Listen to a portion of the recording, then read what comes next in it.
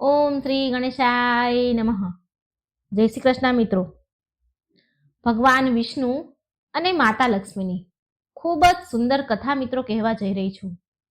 આ કથા તમારા રોમ રોમમાં વ્યાપી જશે, જીવનનું સત્ય સમજાઈ જશે, સંતોષ મળશે અને આનંદનો અનુભવ થશે.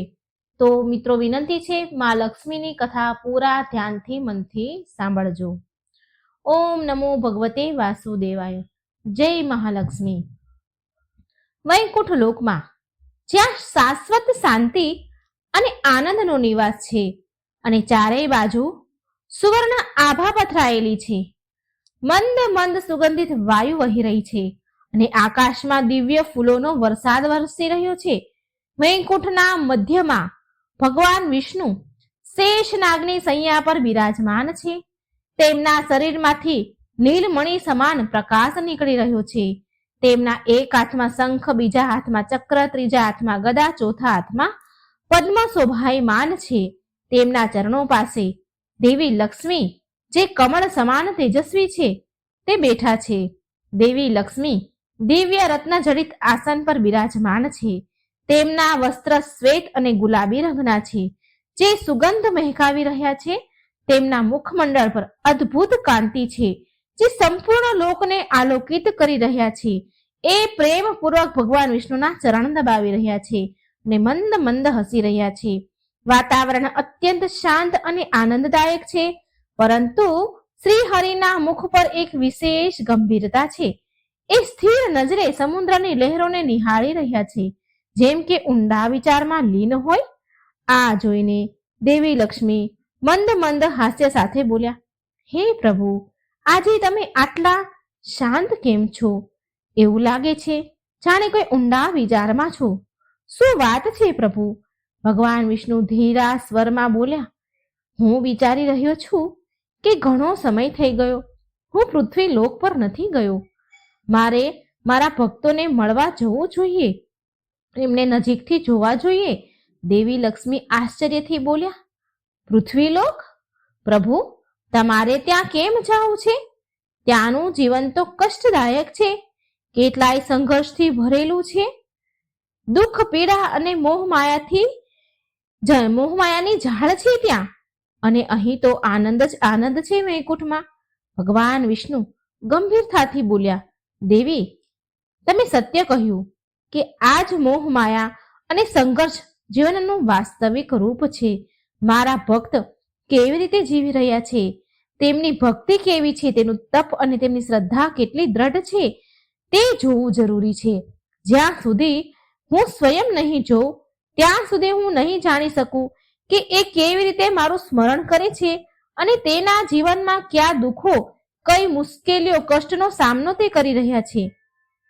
આ સાંભળી મા લક્ષ્મી આનંદિત થઈ ગયા અને બોલ્યા, પ્રભુ, જો પ્રભુ તમે પૃથ્વીલોક પર જઈ રહ્યા છો ને, તો હું પણ તમારી સાથે આવીશ. હું ત્યાંની નદીઓ, પર્વતો, વન ઉપવન, જીવોને નજીકથી જોવા માંગુ છું. આ સાંભળીને શ્રી હરિ મંદ મંદ હસ્યા અને પૃથ્વી તરફ જોવે છે અને ગંભીર સ્વરમાં બોલ્યા, દેવી, તમારો સાથ હોય ત્યાં તો હું આનંદી જ રહું ને, હું આનંદિત રહીશ, પરંતુ પૃથ્વી પર તમારે એક નિયમનું પાલન કરવું પડશે. દેવી લક્ષ્મી ચંચળ હાસ્ય સાથે કહે છે, પ્રભુ, નિયમ? કેવો નિયમ? એટલે ભગવાન વિષ્ણુ ગંભીર સ્વરે બોલ્યા કે જ્યારે આપણે પૃથ્વી લોક પર જઈએ તો ત્યાંની કોઈ પણ વસ્તુને તમારે સ્પર્શ નથી કરવાનું, માત્ર દૂરથી જ તમારે જોવાનું છે અને અનુભવ કરવાનું, પરંતુ કોઈ પણ વસ્તુને અડવાનું નથી. દેવી લક્ષ્મી આ સાંભળી આશ્ચર્યમાં પડ્યા અને ભગવાન વિષ્ણુ સામે ગંભીરતાથી જુએ છે અને કહે છે, પ્રભુ, આ કેવી શરત છે તમારી? જો હું પૃથ્વી લોક પર જઈશ તો માત્ર શું જોતી જ રહીશ? કોઈ પણ વસ્તુને સ્પર્શ કર્યા વિના તેનો આનંદ કેવી રીતે લઈ શકાય? ભગવાન શ્રી હરિ બોલ્યા, દેવી, સંસારમાં હરેક વસ્તુનું એક મૂલ્ય છે. જો આપણે કોઈ વસ્તુને ગ્રહણ કરીએ છીએ તો એ કોઈના કોઈની મહેનત અને પરિશ્રમ, સંઘર્ષનું પરિણામ હોય છે. દરેક નાનામાં નાની વસ્તુની પાછળ કોઈને કોઈ મહેનત, કોઈની છુપાયેલી હોય છે. જો આપણે સમજ્યા વિચાર્યા વિના આપણે એને અડી લઈએ, સ્પર્શ કરીએ, પછી પોતાની બનાવી લઈએ, તો આપણે એના વાસ્તવિક મૂલ્યને સમજી નથી શકતા. માટે હું ઈચ્છું છું કે તમે માત્ર ત્યાં નિહાળજો અને કોઈ પણ વસ્તુને સ્પર્શ ન કરશો. દેવી લક્ષ્મી હસીને બોલ્યા, સારું પ્રભુ, જો તમારી આવી જ આજ્ઞા છે તો હું તમારી વાત માનીશ. હું માત્ર પૃથ્વી લોકની સુંદરતાના દર્શન કરીશ અને કોઈ પણ વસ્તુને સ્પર્શ નહીં કરું. શ્રી હરિ ભગવાન વિષ્ણુ ખુશ થયા અને તે તેમના કમળના આસન પરથી ઊભા થયા અને ડાબા હાથથી આકાશ તરફ સંકેત કર્યો. તરત જ દિવ્ય રથ આકાશમાં પ્રગટ થાય છે. આ રથ દિવ્ય પ્રકાશમય છે, જે સોના રત્નથી જડિત છે. તેમાં 7 અદ્ભુત ઘોડા જોડાયેલા છે, અશ્વ, જેની ગતિ તો હવા કરતા પણ વધારે છે. તેમાં ભગવાન અને મા લક્ષ્મી બિરાજમાન થાય છે. વૈકુંઠ લોકના દેવગણ એમની સ્તુતિ કરે છે. રથ આકાશથી પૃથ્વી તરફ આગળ વધે છે. જેમ જેમ એ રથ નીચે આવે છે તેમ તેમ પૃથ્વીની સુંદરતા ઉભરતી આવે છે. વર્ષા ઋતુ પણ પૂરી યૌવનમાં હતી. ચારેય બાજુ હરિયાળી પથરાયેલી હતી. વૃક્ષો પર મોર નૃત્ય કરી રહ્યા છે. પક્ષીઓની કલકલ મધુર અવાજ આવી રહ્યો છે.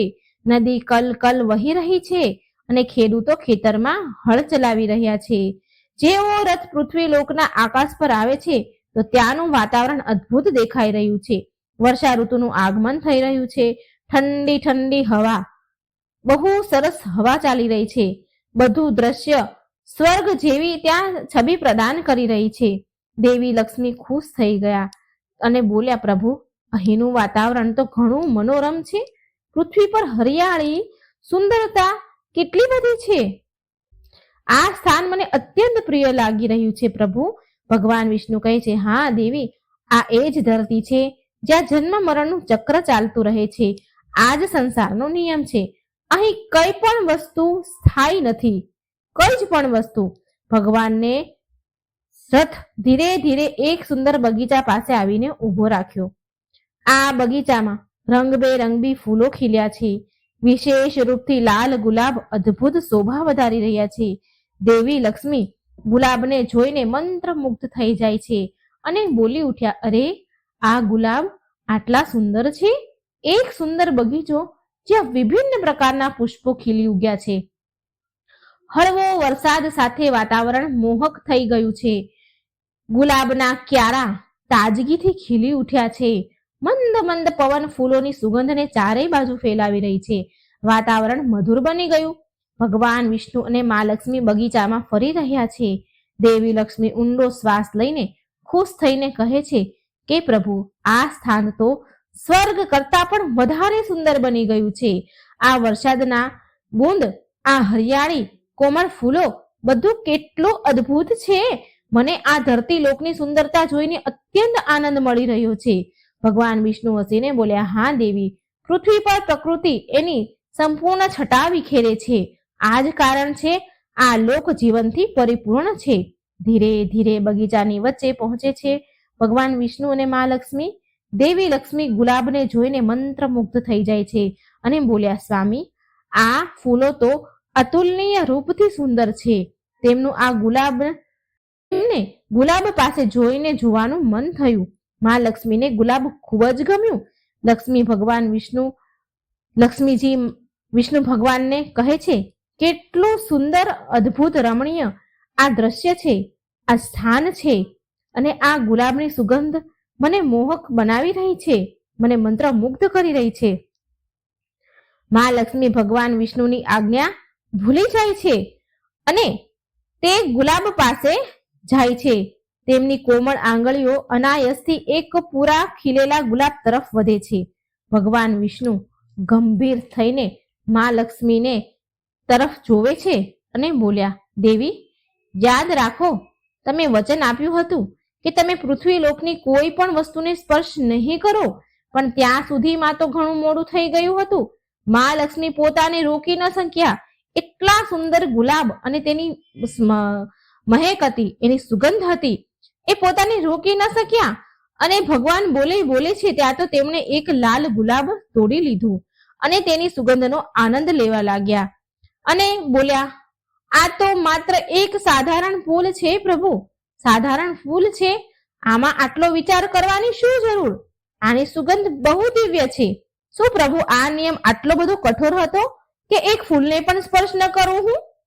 ભગવાન વિષ્ણુના મુખ પર ગંભીરતાનો ભાવ ઊંડો થતો ગયો તો એમના સ્થાન પર સ્થિર ઊભા રહ્યા. ભગવાન વિષ્ણુ એમના સ્થાન પર સ્થિર ઊભા રહી ગયા અને તેમની દ્રષ્ટિ કઠોર અને ચિંતાશીલ થઈ જાય છે અને બોલ્યા, દેવી, તમે મારી આજ્ઞાનું ઉલ્લંઘન કર્યું છે.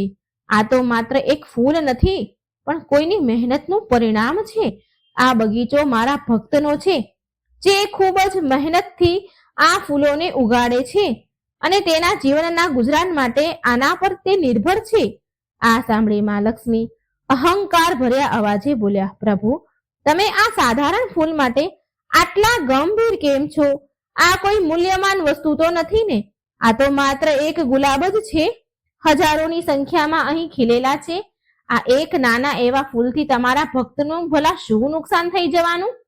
પ્રભુ, હું ઈચ્છું ને તો આ માલિકને અગણિત ધન પ્રદાન કરી શકું છું, જેથી એને કોઈ ફૂલોને વેચવાની જરૂર પણ ન પડે. ભગવાન વિષ્ણુ ક્રોધે ભરાયા અને બોલ્યા, દેવી, આજ તો તમારો અહંકાર છે. તમે માત્ર ધનનું મૂલ્ય જાણો છો, પરંતુ પરિશ્રમ અને સંઘર્ષનું મૂલ્ય નથી સમજતા. તમારા માટે માત્ર આ એક ફૂલ હોઈ શકે છે, પરંતુ આ માલિક માટે આજીવિકાનો આધાર છે. આ તમે કોઈ પણ કશું જ પણ વિચાર કર્યા વિના આ ફૂલને તોડી લીધું, જેમ કે આની ઉપર આપનો અધિકાર હોય. દેવી લક્ષ્મીના ચહેરા પર હજી પણ અહંકારની ઝલક હતી. તે આ વાતને કોઈ વિશેષ મહત્વ આપતા ન હતા.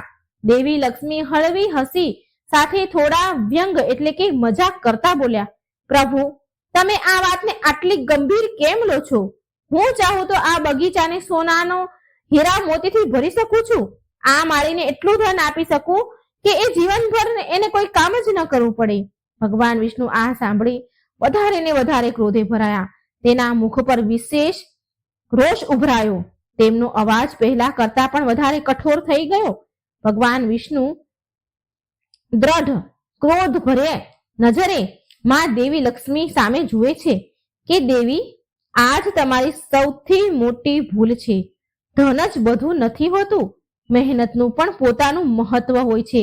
તમે અહંકારમાં આને સમજી નથી શકતા, માટે હવે તમારે આનું મૂલ્ય શીખવું જ પડશે. પાઠ તો તમારે ભણવો જ પડશે. હું તમને શ્રાપ આપું છું કે તમારું બધું વૈભવ ઐશ્વર્ય સાથ છોડી દેશે. તમે સ્વયં આ માળીના ઘરે સાધારણ મનુષ્યના રૂપમાં જન્મ લેશો અને ત્યાં રહીને શીખશો શ્રમ મહેનતનું વાસ્તવિક મૂલ્ય શું હોય છે. ભગવાન વિષ્ણુના કહેવાની સાથે જ મા લક્ષ્મીનું દિવ્ય સ્વરૂપ પરિવર્તન થવા લાગ્યું. એના શરીરની સ્વર્ણિમ આભા ધીરે ધીરે મધ્ય થવા લાગી. તેમના વસ્ત્ર બદલી ગયા અને એક નાની એવી કન્યામાં મા લક્ષ્મી બદલી ગયા. તેમની આંખોમાં ભય અને વિસ્મયના ભાવ ઉભરાવા લાગ્યા અને કહે છે, પ્રભુ, તમે આ શું કર્યું? હું એક નાની એવી બાળકીમાં પરિવર્તન થઈ ગઈ છું. મારું ઐશ્વર્ય ક્યાં ચાલ્યું ગયું? ભગવાન વિષ્ણુ બોલ્યા કે તમને આનો જવાબ ત્યારે જ મળશે જ્યારે તમે સ્વયં સંઘર્ષ કરશો અને પરિશ્રમ મહેનતનું મૂલ્ય સમજશો. હવે તમારે આ જ બગીચાના માળીના ઘરે રહીને શીખવું પડશે. જ્યાં સુધી તમે એ નહીં સમજી લો કે મહેનત શું છે, નહીં સમજી લો કે ધનનું મૂલ્ય મહેનત કરતા પણ વધારે નથી હોતું, ત્યાં સુધી આ શ્રાપ રહેશે. આમ કહીને ભગવાન વિષ્ણુ અંતર ધ્યાન થઈ ગયા. બગીચાના ખૂણે નાની કન્યાના રૂપમાં મા લક્ષ્મી એકલા ઊભા રહી ગયા. તેમની આંખોમાં ભય અને અસહાયતા દેખાઈ રહી હતી. એ રડી રહ્યા છે. એટલામાં બગીચાનો માળી ત્યાં આવે છે.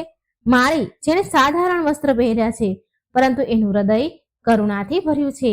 તેની મહેનતથી બગીચાના દરેક ફૂલમાં નવું જીવન આવે છે. માળી ઐશ્વર્યથી જોતા જ પૂછે છે કે, અરે, આ રડવાનો અવાજ ક્યાંથી આવ્યો? માળી આગળ વધે છે. ગુલાબના ક્યારા પાસે એક નાની એવી કન્યા ઊભી છે. કન્યાના મુખ પર ચિંતા અને ગભરાહટ હતી. તેના વસ્ત્ર સાધારણ પરંતુ સ્વચ્છ છે. તેની આંખોમાં આંસુ છે.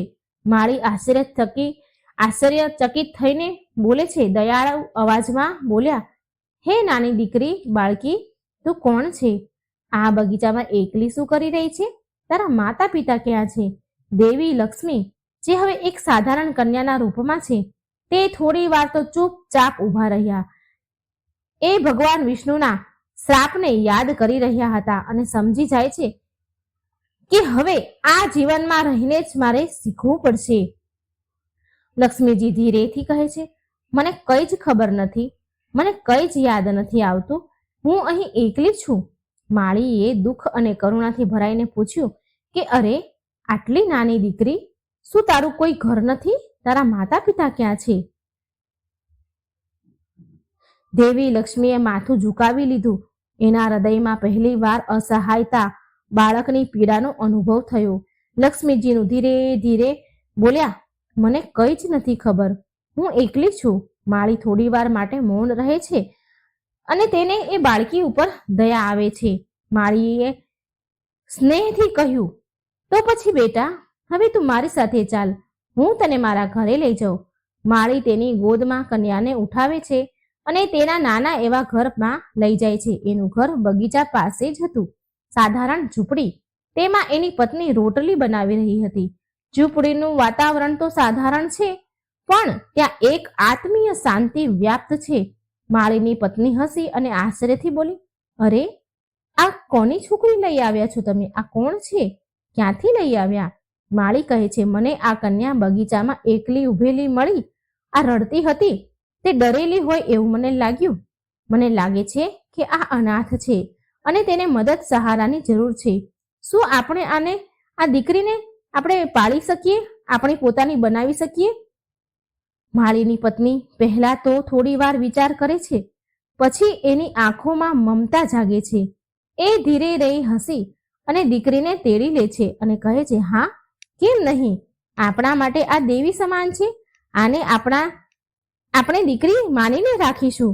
દેવી લક્ષ્મી, જે હવે સાધારણ જીવનમાં આવી ચૂક્યા છે, પહેલી વાર આ નવા સંસારનો અનુભવ કરી રહ્યા છે.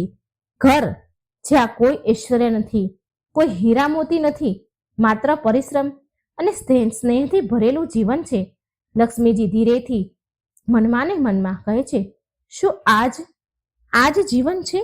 આવું જીવન હોય, આટલું સાધારણ પરંતુ આટલું આત્મીય? હવે દેવી લક્ષ્મીને આ પરિવાર સાથે રહેવું પડશે, પરિશ્રમ કરવો પડશે, કષ્ટ સહન કરવા પડશે અને શીખવું પડશે કે વાસ્તવમાં જીવનમાં મહેનતનું શું મૂલ્ય છે. માળીનું ઘર એક સાધારણ ઝૂંપડી, જેમની અંદર ઈંટોનો ચૂલો સળગે છે. માળીની પત્ની ભોજન બનાવી રહી છે અને પાસે દેવી લક્ષ્મી, જે એક નાની એવી કન્યાના રૂપમાં ચૂપચાપ બેઠા છે. તેના ચહેરા પર એક નવા જીવનની જિજ્ઞાસા અને હળવી ચિંતા છે. માળી સ્નેહપૂર્વક લક્ષ્મી તરફ જુએ છે અને કહે છે, બેટા, હવેથી આ જ તારું ઘર છે. તારે કોઈ જ ચિંતા કરવાની જરૂર નથી. અમે તને અમારા પોતાની દીકરીની જેમ જ રાખીશું. માળીની પત્ની બોલી, હા બેટા, હવે તું અમારી દીકરી જ છે. તારું નામ શું છે બેટા? તારું નામ કહે અમને. લક્ષ્મીજી થોડી વાર તો ચૂપ રહ્યા, કંઈ જ બોલ્યા નહીં.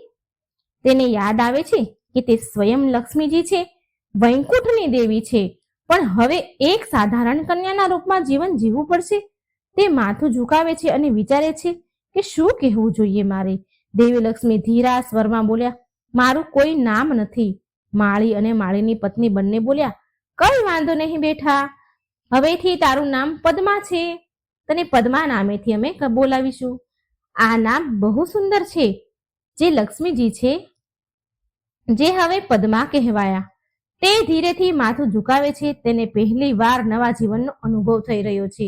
બીજા દિવસથી પદ્માના જીવનમાં પરિવર્તન આવી જાય છે. માળી અને તેની પત્ની સવારે જલ્દી ઉઠે છે. સૂરજની પહેલી કિરણની સાથે એમનો દિવસ શરૂ થાય છે. માળી બગીચામાં કામ કરવા જાય છે અને તેની પત્ની ઘરના કામમાં લાગી જાય છે. પદ્માને પણ હવે સાધારણ જીવનનો ભાગ બનવો પડ્યો.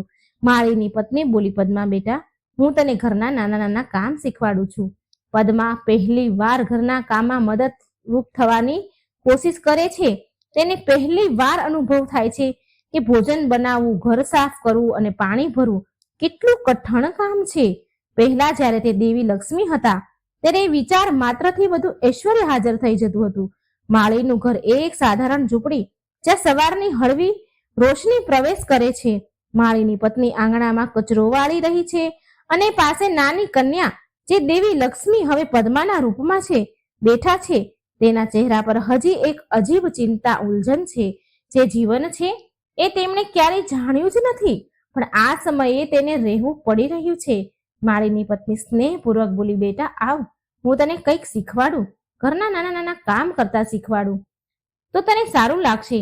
પદ્મા થોડી વાર માટે તો વિચાર કરે છે, પણ એની અંદર હજી પણ અહંકાર છે. એ સ્વયં લક્ષ્મી છે, વૈકુંઠની દેવી છે, જેને સૃષ્ટિમાં સૌથી શક્તિશાળી અને સમૃદ્ધ કહેવાય છે. પણ તે હવે એક સાધારણ બાળકના રૂપમાં છે. એ ધીરે ધીરે ઊભા થાય છે અને તેમની નાજુક આંગળીઓથી સાવરણી પકડે છે, પણ તેનું મન હજી વિચલિત છે. પદ્મા સંકોચથી બોલી, માં, આ કામ હું કેવી રીતે કરું? તો માં પ્રેમથી હસીને બોલ્યા, બેટા કઈ વાંધો નહીં, ધીરે ધીરે શીખી જઈશ. બધું કામ કરવાથી જ આવડે છે. જો હું આ સાવરણી પકડું છું એવી જ રીતે તું પણ પકડ. પદ્મા સંકોચથી સાવરણી પકડે છે અને જેવો કચરો વાળે છે કે એવી ધૂળની ડમરીઓ ઉડવા લાગે છે. ધૂળ ઉડવા લાગી. તેને આ કાનની આદત ન હતી ને, માટે એ આંખો બંધ કરી લે છે અને ખાંસવા લાગે છે, ખાંસી આવે છે. પદ્મા ઉદાસ થઈને બોલી કે માં, આ તો બહુ કઠણ કામ છે. માળીની પત્ની હસતા બોલી, બેટા દરેક કામ કઠણ જ લાગે છે જ્યાં સુધી આપણે તે કરવાની તેને આદત નથી પાડતા. પણ એ પણ વિચારો કે જો આપણે સફાઈ નહીં કરીએ તો આ ઘર કેટલું ગંદુ લાગશે. આ પણ વિચારવા જેવી વાત છે ને. ભલે કામ કઠણ હોય, પણ એ ત્યાં સુધી લાગે જ્યાં સુધી આપણે એને રોજ કરવા ન લાગીએ. પછી સહેલું લાગે. પણ જો આપણે ઘર સાફ જ ન કરીએ રોજે તો કેટલું ગંદુ લાગે. પદ્મા થોડી વાર માટે તો વિચાર કરવા લાગી. તેને યાદ આવે છે કે જ્યારે એ વૈકુંઠમાં હતા તો ત્યાંની દરેક જગ્યા સ્વચ્છ અને સુંદર છે, પણ ત્યાં આ બધું કોઈ કરતું ન હતું. એ બધું સ્વયં સિદ્ધ હતું. અને અહીં ધરતી પર દરેક વસ્તુ મહેનતથી થાય છે, એ કોઈ એમનેમ નથી થઈ જતું. આ વિચારી તેના મનમાં નવો વિચાર જન્મ લે છે. પદ્મા ધીરેથી આત્મમંથન કરતા કહે છે, પોતાને કહે છે કે શું આ જીવન છે? આ જીવનનું વાસ્તવિક રૂપ છે? પરિશ્રમ વિના કંઈ પણ સંભવ નથી. થોડા દિવસ આમને આમ વીતી ગયા અને થોડા દિવસમાં પદ્મા જાતે જ બધા ઘરના કામ કરવા લાગે છે. એક દિવસ માળી પદ્માને તેની સાથે બગીચામાં લઈ જાય છે, જ્યાં ફૂલો ઉગેલા છે.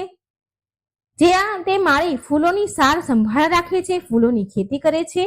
માળી કહે છે, બેટા પદ્મા આવ, આજે હું તને દેખાડીશ કે આ બગીચો, ફૂલોનો બગીચો કેવી રીતે થાય છે, કેવી રીતે ફૂલો ઉગે છે. જો બેટા, આ ફૂલોના છોડને રોજ પાણી આપવું પડે છે, માટીને સરખી કરવી પડે છે, ત્યારે આટલા સુંદર ફૂલ ખીલે છે. પદ્મા ધ્યાનથી માળીની વાત સાંભળી રહી છે. માળીને જોઈને તેના જેવું કામ કરવાની કોશિશ કરે છે, પણ જેવો તે પાણીનો ઘડો ઉપાડે છે પદ્મા, કે એ ભાર લાગે છે. અને પાણીનો ઘડો હોય એટલે તો ભારે હોય. ભાર લાગ્યો ને એ લથડી, અને લથડી એટલે જમીન પર ઘડો પડી ગયો અને એ પણ પદ્મા પડી જાય છે. પદ્મા નિરાશ થઈને બોલી, પિતાજી આ તો બહુ કઠિન કામ છે. માળી હસીને બોલ્યા, કોઈ પણ કામ પહેલી વારમાં સરળ નથી હોતું બેટા. જ્યારે હું નાનો હતો ને ત્યારે હું પણ ઘણી બધી વાર પડ્યો હતો, પણ ધીરે ધીરે મને પણ આવડી ગયું. મેં પણ કામ શીખી લીધું. મહેનતનું સૌથી મોટું ફળ આ જ છે. એ આપણને આત્મનિર્ભર બનાવે છે. પદ્મા માળીની વાતને ગંભીરતાથી વિચારે છે. અત્યાર સુધી તેને લાગતું હતું કે ધન સૌથી મોટી શક્તિ છે, પણ હવે માં લક્ષ્મી પદ્માને સમજાવવા લાગ્યું કે મહેનત વિના ધનનું કોઈ મૂલ્ય નથી. થોડા મહિનામાં પદ્મા ઘરના અને બગીચાના કામમાં સહાયતા કરવા લાગી અને બધા કામ આવડી ગયા. પદ્માની અંદર હવે અહંકાર નથી રહ્યો. તેની અંદર એક નવો આત્મવિશ્વાસ જન્મ લઈ રહ્યો છે. એક દિવસ માળીની પત્ની બીમાર થઈ ગઈ અને ઘરનું બધું જ કામ પદ્માને કરવું પડ્યું. હવે એ પહેલી વાર એકલા રોટલી બનાવે છે, વાસણ ધોવે છે અને ઘરની સફાઈ કરે છે. જ્યારે માળી ઘરે પાછા આવે છે તો એ જુએ છે કે તેની દીકરી પદ્માએ પૂરા ઘરને સંભાળી લીધું છે. માળી આશ્ચર્ય અને ગર્વથી બોલ્યા, બેટા તે તો બહુ સારું કામ કર્યું. જો તે મહેનત કરી બધું જ શીખી લીધું ને. પદ્મા પહેલી વાર તેની અંદર એક આનંદ અનુભવ કરી રહી છે. આ આનંદ વૈકુંઠના ઐશ્વર્યથી અલગ હતો. આ આત્મસંતોષનો આનંદ હતો. તેને પહેલી વાર મહેસૂસ થાય છે કે મહેનત કર્યા બાદ જ્યારે તેનું ફળ મળે છે તેનું સુખ કેટલું અદ્ભુત હોય છે. એક દિવસ માળીની પત્ની પદ્મા લક્ષ્મીજીને બહાર મોકલે છે તેને કંઈક અનાજ અને શાકભાજી ખરીદવા માટે. માળીની પત્ની તેને થોડા સિક્કા આપે છે. પદ્મા જ્યારે બહાર બજારમાં જાય છે તો ત્યાં અનેક પ્રકારની વસ્તુઓ વહેંચાઈ રહી હતી. આકર્ષક કપડાં, ઘરેણાં, મીઠાઈઓ વગેરે ઘણી બધી વસ્તુ. પદ્મા આ બધું જોવે છે અને પહેલા તો લલચાઈ જાય છે, પણ પછી વિચારે છે કે જો પૈસા વ્યર્થમાં હું ખર્ચ કરીશ તો ઘરમાં આજે ભોજન નહીં બને. એ જરૂરી વસ્તુ ખરીદીને ઘરે આવી અને માળી અને તેની પત્ની બહુ ખુશ થયા. તેની સમજદારીથી ખુશ થયા. માળીની પત્ની ખુશ થઈને કહે છે, બેટા, તે શીખી જ લીધું ને કે ધન માત્ર સંગ્રહ કરવા માટે નથી પણ સાચી રીતે ઉપયોગ કરવા માટે હોય છે. પદ્મા મનમાં ને મનમાં વિચારે છે અને હળવું હાસ્ય સાથે વિચાર કરી રહી છે કે કદાચ આ જ પાઠ ભણાવવા માટે મને પ્રભુએ આ જ પાઠ શીખવાડવા માટે અહીં મોકલી છે. આ જ પાઠ મને શીખવાડવા માંગતા હતા. માળીનું ઘર, રાતનો સમય, હળવી ચાંદની ઝૂંપડીની ચારે બાજુ ફેલાઈ રહી છે. માળી અને તેની પત્ની ઘાટી ગહેરી ઊંઘમાં સૂઈ રહ્યા છે, પણ પદ્મા દેવી લક્ષ્મી આંગણામાં બેસીને આકાશ તરફ જોઈ રહ્યા છે. તેના મનમાં કેટલાય વિચાર ઉમટી રહ્યા છે. લક્ષ્મીજી હવે પહેલા જેવા રહ્યા નથી. તે હવે મહેનત અને પરિશ્રમનું મૂલ્ય સમજી ગયા. તેને વૈભવથી વધારે કર્મનું મહત્વ સમજાઈ રહ્યું છે. પદ્મા પોતાના પર વિચાર કરે છે કે શું સાચુમાં હું બદલી ગઈ છું? શું આ જ જીવનનું સત્ય છે? શું જે મેં શીખ્યું એ જ અસલ ધન છે? એટલામાં અચાનક આકાશમાં દિવ્ય પ્રકાશ પ્રગટ થયો. ભગવાન વિષ્ણુ પ્રગટ થયા. તેમના દિવ્ય સ્વરૂપમાં ઊભા છે. તેમના ચારેય હાથમાં શંખ, ચક્ર, ગદા, પદ્મ. તેમના મુખ પર મંદ મંદ હસી પણ આંખોમાં ગંભીરતા છલકાઈ રહી છે. ભગવાન વિષ્ણુ ગંભીર પરંતુ સ્નેહપૂર્ણ અવાજે બોલ્યા, હે દેવી લક્ષ્મી, શું તમે મને સમજી ગયા ને?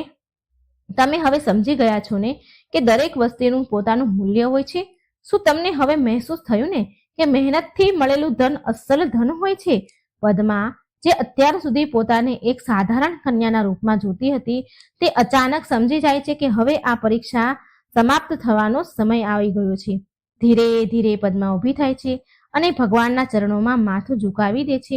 તેની આંખોમાંથી તો આંસુની ધારા વહેવા લાગી.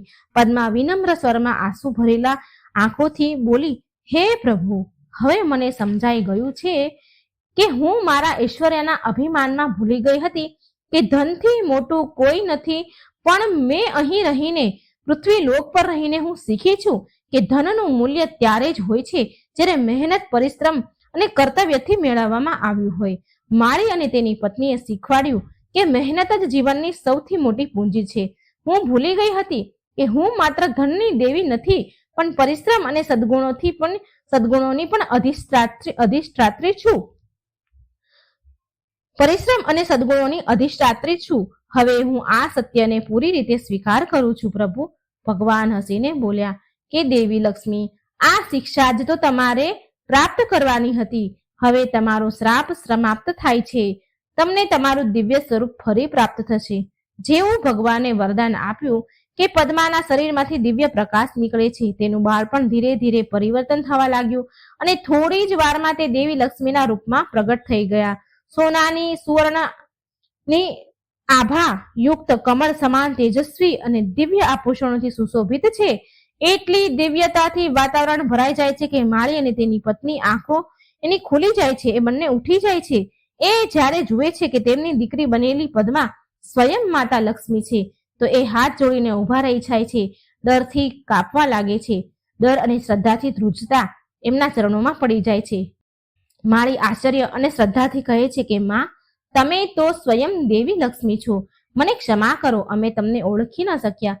માં લક્ષ્મી સ્નેહથી આશીર્વાદ આપીને કહે છે, નહીં નહીં નહીં, તમારે ઓળખવાની જરૂર ન હતી. તમે જે મને પ્રેમ, કરુણા, પરિશ્રમનો પાઠ ભણાવ્યો છે એ જ મારી અસલ ઓળખાણ છે.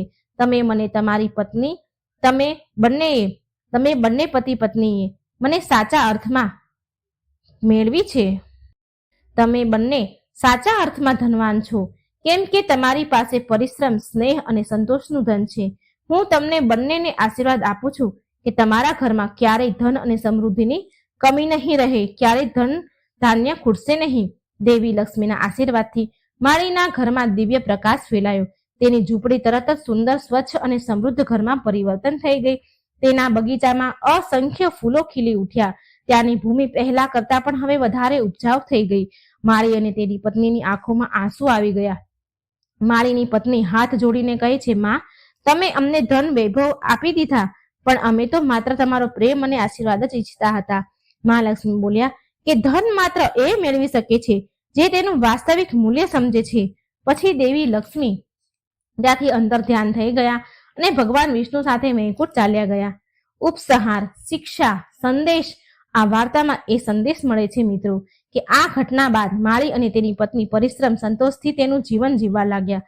દેવી લક્ષ્મીના આશીર્વાદથી તેમનો બગીચો ક્યારેય સુકાયો નહીં અને તે હંમેશા સમૃદ્ધ બન્યા. આ કથા મિત્રો આપણને શીખવાડે છે કે સાચું ધન માત્ર સોના ચાંદીમાં નથી, પણ પરિશ્રમ, સંતોષ અને સદગુણોમાં હોય છે. માત્ર એ જ વ્યક્તિ સાચા ઐશ્વર્ય અને અધિકારી બને છે જે ધનનો સાચો ઉપયોગ કરે છે, જાણે છે અને અભિમાન નથી રાખતો. મિત્રો, મને આશા છે કે તમને આ દેવી લક્ષ્મી અને ભગવાન વિષ્ણુની કથા જરૂર પસંદ આવી હશે. તો વિડીયોને બને એટલો શેર કરજો, લાઈક કરજો અને આ ચેનલને સબસ્ક્રાઈબ કરવાનું ભૂલશો નહીં. હે મહાલક્ષ્મી, હે ભગવાન વિષ્ણુ, સદાય ભક્તો પર તમારી કૃપા વરસાવજો. આ કથા સાંભળનાર, બોલનાર, કહેનાર, હોકારો ભરનાર બધાનું ઘર ધન ધાન્યથી પરિપૂર્ણ રાખજો. સારું આરોગ્ય પ્રદાન કરજો. જય શ્રી કૃષ્ણ. રાધે રાધે. Thank you.